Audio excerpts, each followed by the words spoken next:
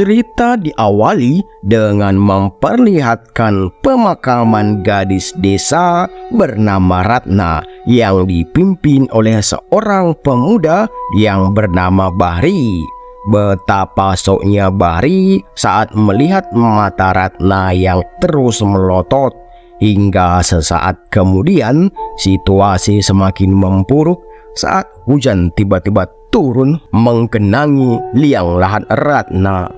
Meskipun begitu, Bahri tetap profesional melanjutkan proses pemakaman hingga selesai.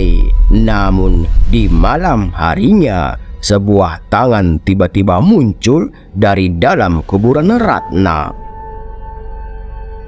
Kembali ke 4 hari sebelum pemakaman Ratna, di sebuah bengkel pinggiran kota Jakarta, Bahri dan rekannya yang sedang memperbaiki mobil tiba-tiba kedatangan seorang pelanggan yang kebetulan sahabat Bahri saat masih mesantren. Dia adalah Hasan yang ingin memperbaiki tarikan mobilnya yang sudah kendor. Hanya saja karena mesinnya masih panas, Bahri pun mengajak Hasan ngopi dulu sambil ngobrol. Hasan pun mengungkapkan niatannya yang ingin mengajak Bahri untuk kembali ke kampung. Hasan mengungkapkan kalau saat ini mereka sangat membutuhkan bantuan Bahri untuk menolong seorang gadis yang bernama Ratna yang saat ini mengalami penyakit aneh. Kulitnya luka-luka parah dan mengeluarkan belatung yang sangat banyak. Hanya Bahrilah yang setidaknya bisa meringankan penyakit Ratna. Namun Bahri yang tak ingin mengenang masa lalunya langsung menolak permintaan Hasan dan memintanya untuk mencari orang lain yang lebih mampu. Ketika sudah malam, karena mobilnya sudah selesai diperbaiki, Hasan pun pamit untuk kembali ke kampung. Dan sesaat setelah Hasan pergi, si bos yang akan pulang tiba-tiba mengingatkan Bahri agar jangan terlalu jujur saat bekerja. Kalau ada yang nyervis, sekalian aja gantiin spare part-nya. Meskipun masih bagus, bilang saja udah jelek. Sesaat kemudian, Bahri yang hendak akan tidur tiba-tiba didatangi oleh sosok pocong menyeramkan. Namun pocong itu kembali menghilang saat mendengar erangan suara kucing. Lalu saat Bahri hendak akan tidur lagi, tiba-tiba terdengar suara seorang cewek yang meminta tolong.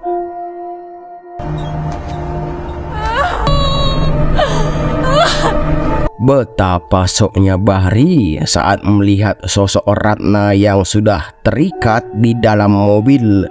Dan ketika Bahri akan menolongnya, Ratna kembali menghilang seperti ada yang menariknya. Dirasa ini pertanda buruk. Bergegas, Bahri langsung berkemas untuk kembali ke kampung tanpa mempedulikan pekerjaannya. Di tengah perjalanan, entah pertanda apa lagi, Bahri juga melewati sebuah mobil yang kecelakaan parah. Di keesokan harinya, Bu Hesti terlihat sabar mengurusi Ratna yang setiap hari kondisinya semakin memburuk. Lalu kemudian seorang pria yang bernama Asep tiba-tiba datang dan berteriak kepada Bu Hesti, menyuruhnya untuk membawa Ratna ke pesantren agar segera diruqyah karena penyakit Ratna sudah sangat meresahkan warga. Ditambah lagi, suami Bu Hesti yang dulu terlilit hutang malah meninggal bunuh diri di bawah pohon jengkol.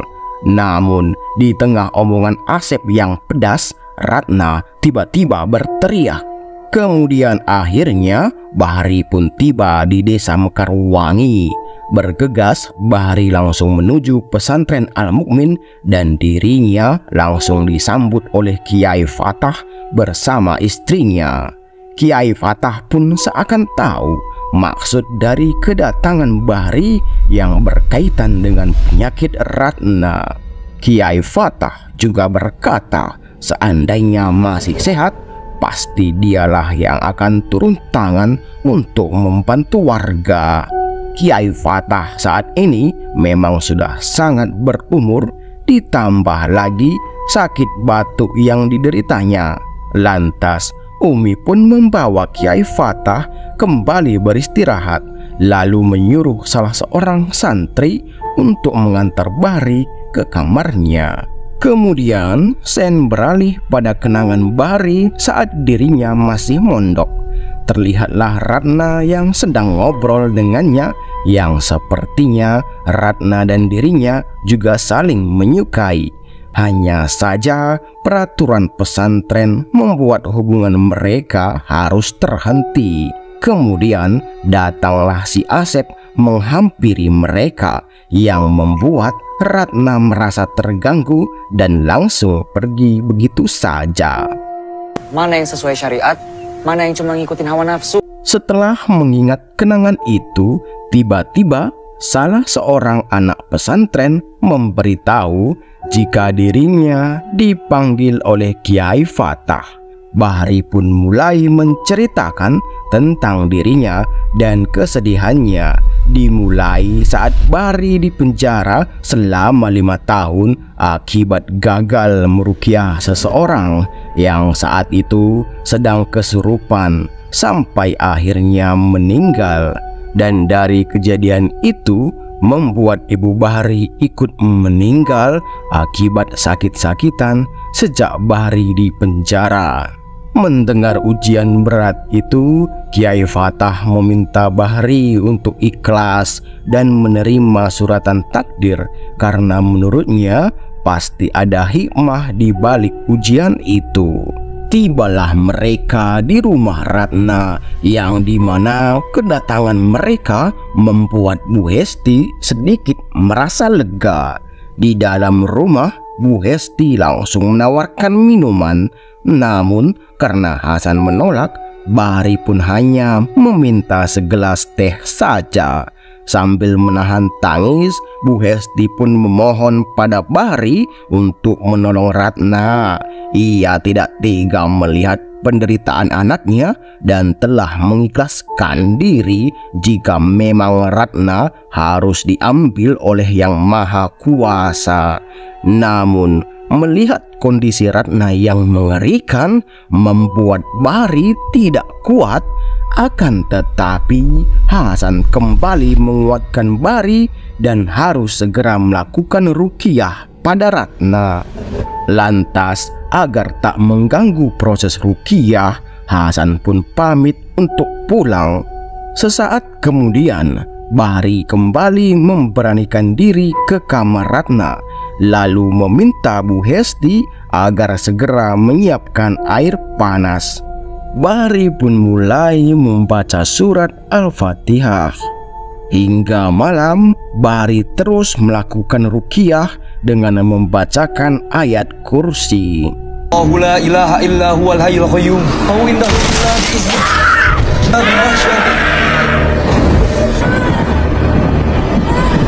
Hingga akhirnya Bahri pun bisa membuat Ratna tenang. Segera Bahri langsung mencari Bu Hesti, yang sebenarnya tanpa Bahri sadari sosok iblis masih melekat pada tubuh Ratna. Dan saat Bahri kembali bersama Bu Hesti, Ratna sudah menghilang. Di tengah kepanikan, mereka langsung mencari Ratna, yang tiba-tiba lampu obor Bahri pun padam karena telah ditiup oleh setan Ratna. Hingga akhirnya mereka melihat setan Ratna sudah duduk di atas genting. Bahri pun berusaha menyadarkan Ratna, namun si iblis melakukan perlawanan dengan mencoba meruntuhkan iman Bahri. Si iblis mengatakan bahwa ruqyah Bahri tidak akan mampan. Seketika itu Bahri langsung lemah tak berdaya. Namun dari rumah Kiai Fatah juga ikut membantu Bahri dengan dua-duanya, yang membuat Bahri seketika itu bangkit hingga berhasil membebaskan Ratna dari pengaruh si iblis. Namun setelah si iblis keluar, Ratna mengalami sekarat. Bahri pun berusaha menuntun Ratna untuk mengucapkan kalimat syahadat. Akan tetapi Ratna tidak mampu dan akhirnya mati dengan cara yang mengenaskan. Di keesokan harinya, saat jenazah Ratna akan dimakamkan, para warga terlihat lega dengan kematian Ratna. Tak hanya itu, Asep dan komplotannya melarang jenazah Ratna untuk dimakamkan.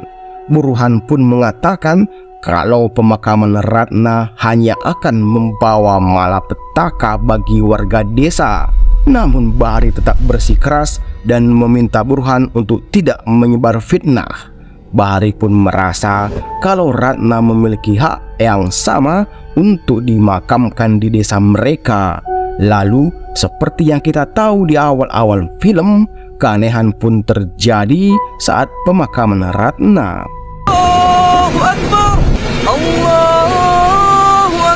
Singkat cerita, Bu Hesti tiba-tiba merasakan firasat buruk saat melihat foto Ratna terjatuh, dan kejadian itu bersamaan dengan tangan Ratna yang menyembul dari kuburan. Di lain sisi, istri Asep yang sedang hamil terlihat mengeluh pada Asep karena ia bosan makannya cuma tempe sama kangkung terus. Lantas istri Asep pun meminta agar dipanjatkan pohon mangga. Mendengar permintaan istrinya itu, Asep langsung bergegas. Kemudian saat istri Asep sedang ke sumur, tiba-tiba dia melihat ular sanca dengan kepala yang langsung menyembul. Seketika itu dia langsung terpeleset dan mencoba merangkak menjauh. Namun ketika sudah sampai ke rumah, tiba-tiba pocong Ratna langsung muncul hingga membuatnya pingsan. Sementara di kuburan, pocong Ratna terlihat berusaha keluar dari dalam kubur. Di keesokan harinya, terlihatlah Asep sedang menangis di pinggir rumahnya. Asep pun mengungkapkan jika istrinya keguguran akibat melihat pocong Ratna. Parahnya lagi, istrinya juga stres dan terus menyebut nama Ratna.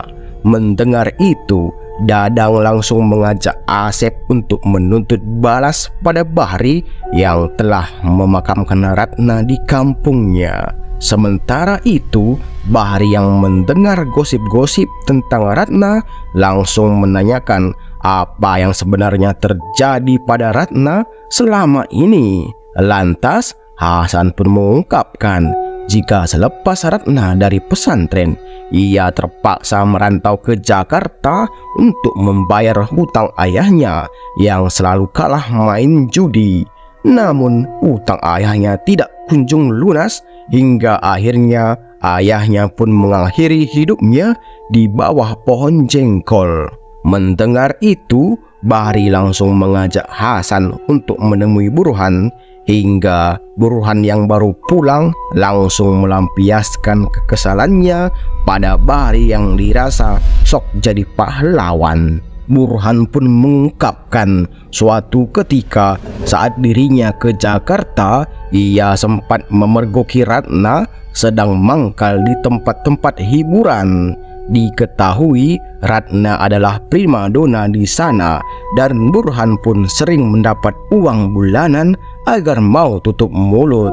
Bagaikan tersambar petir, Bahri pun hanya bisa melongo dan tak menyangka orang yang pernah menimba ilmu di pesantren bisa berujung seperti itu. Saat malam tiba, ketika Burhan sedang sibuk mencatat pemasukan, tiba-tiba terdengar suara yang sedang manggil-manggil. Burhan pun sampai keluar untuk memastikan suara itu. Setibanya di luar, Burhan tak menyadari sosok Pocong Ratna di dekatnya, hingga pocong itu pun berkeliling menampakkan diri.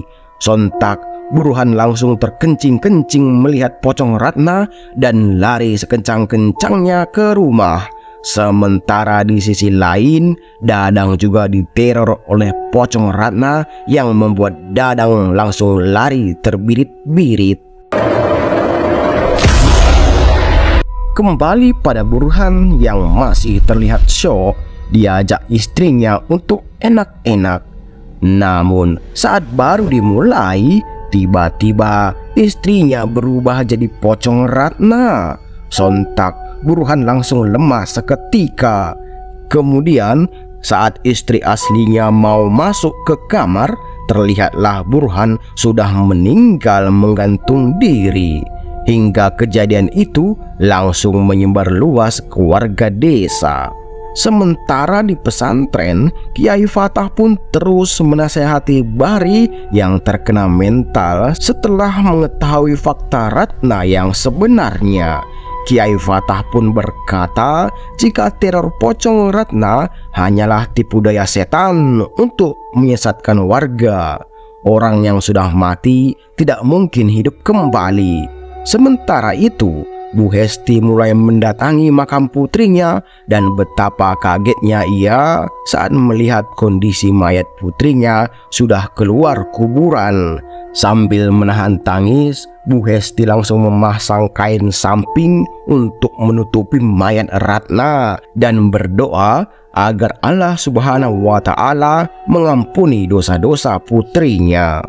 Di malam berikutnya, kejadian aneh kian marak terjadi. Tiba-tiba salah seorang pesantren kesurupan. Bahri pun langsung bersiap melakukan ruqyah. Akan tetapi santri lain juga ikut kesurupan. Meskipun situasinya sangat kacau, Bahri tetap tak goyah hingga akhirnya para santri bisa kembali ditenangkan. Namun tiba-tiba salah seorang santri memberitahu Bahri kondisi Kiai yang sudah semakin memburuk. Setibanya di kamar, Kiai yang sekarat langsung memberikan tasbih pegangannya kepada Bahri dan tangis pun langsung pecah saat mengetahui Kiai sudah meninggal. Di keesokan harinya, Asep dan komplotannya tiba-tiba datang dan meminta Bahri untuk segera pergi dari desa. Bahri yang tak ingin ormas ini berbuat anarkis lagi langsung pergi berkemas. Di sisi lain, teman perantauan Ratna yang bernama Seli datang untuk melihat kuburan Ratna. Namun dirinya langsung ketakutan saat melihat kuburan Ratna. Di malam harinya, Seli terlihat tak kuasa menahan kesedihan dan Bahri yang di dekatnya berusaha menanyakan apa yang terjadi. Lantas Seli mulai bercerita bahwa dirinya adalah teman perantauan Ratna. Saat itu dia melihat Ratna yang terus diperas Burhan karena berjasa mengenalkannya pada seorang dukun kampung yang memasang susuk pemikat di sekujur tubuhnya. Tapi susuk itu menginginkan tumbal dimulai dari ayam, kambing hingga ibunya sendiri. Ratna yang menolak syarat itu langsung mengalami penyakit aneh. Mendengar itu, Bahri langsung mengurungkan niatnya untuk pergi, lalu mencari siapa dukun yang dimaksud. Namun Mamat dan Asep langsung menghadangnya. Terjadilah perkelahian tak terhindarkan. Saat Asep terkapar, Bahri langsung menanyakan sosok dukun yang dimaksud, dan ternyata dukun itu adalah si Dadang. Sontak Bahri langsung mengajak Hasan untuk mencari Dadang. Sebelum masuk, Bahri meminta Hasan menunggu di luar, dan betapa kagetnya Bahri melihat perlengkapan ritual di rumah Dadang. Namun tiba-tiba Dadang sudah berada di belakang lalu langsung membuat Bahri pingsan. Lalu Dadang mulai menceritakan tentang ritual susuk yang ia pasangkan pada Ratna, di mana Ratna yang tak pernah puas pada kecantikan sampai memasangkan susuk di sekujur tubuhnya. Dadang juga mengungkapkan jika pocong Ratna yang gentayangan adalah salah satu cara untuk menebar teror ketakutan untuk mempermudah usahanya merenggut keimanan warga desa. Lalu Dadang yang bersiap menjadikan Bahri sebagai tumbal, tiba-tiba Bahri langsung sadar. Terjadilah pertarungan di antara mereka.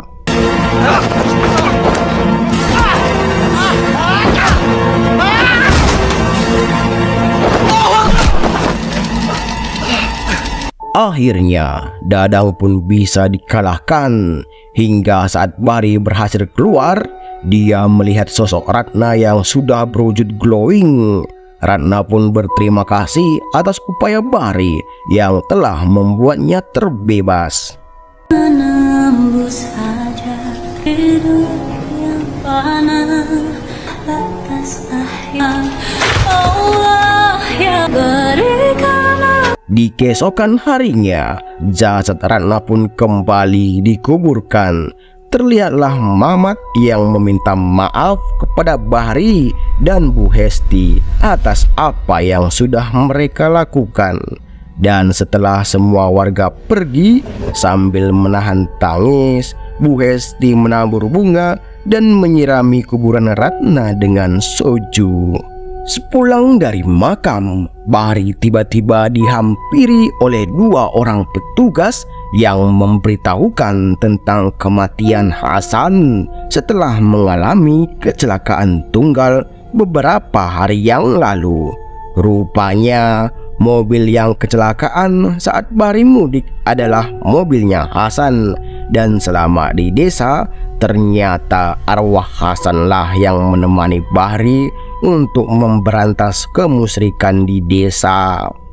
Di tengah rasa tak percaya, Bahri pun meminta tim kepolisian membawa jenazah Hasan ke pesantren agar bisa secepatnya dimakamkan. Singkat cerita, Bahri pun dipercaya Umi dan para warga untuk mengurus pesantren Al-Mukmin dan melanjutkan dakwah kiai untuk menyebarkan kebaikan. Film pun berakhir.